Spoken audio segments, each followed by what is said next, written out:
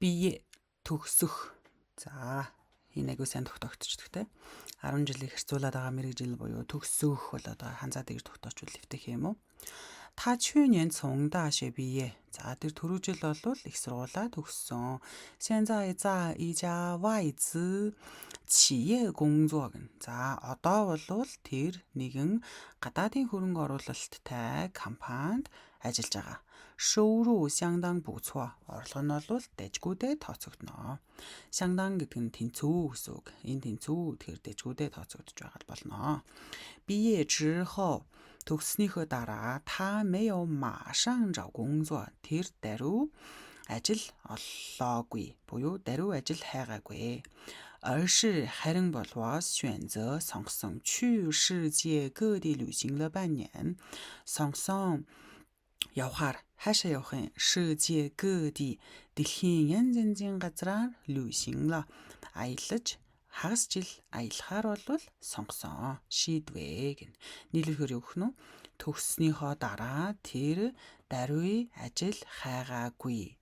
Харин дэлхийн янз бүрийн газруудаар хагас жил аялахаар сонгосон. Аялахаар шийдлээ. Та 读了5年才毕业. Тэр 5 жил 读了 их сургууль зурхыг бас хэлдэг те. 读书гэхээр.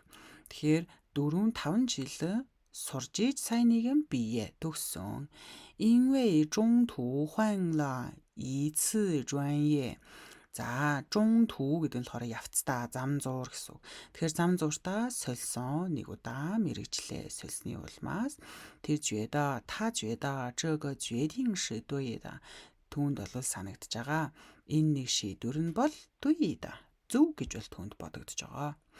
毕业典礼那天 төгсөлтийн баярын тэр өдөр та 穿着学士服. За 学士服гэдэг нь болохоор одоо төгсөлтийнхөө тэр хувцас ахна. Тэр төгсөлтийнхөө хувцсыг өмсөөд 手捧 鲜花гэн. За 鲜花 гэхээр яг тийм амьд цэцгийг хэлдэг те.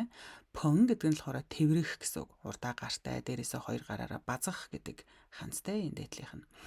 Тэгэхээр баглаа цэцэг те тэр амьд цэцэг гүдээ гартаа тэврэн хөөжаарэн гэрийнхэнтэйгээ хөөин гэдэг нь болохоор хамтдаа зураг даруулахыг хэлнэ. Ин гэдэг чинь сүүдэр гэсэн үг те.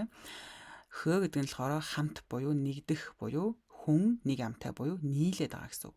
Тэгэхээр хамтдаа зураг авуулж леонен гэхээр одоо дурсгалын хамтын зураг дарууллаа. За бие төгсөх.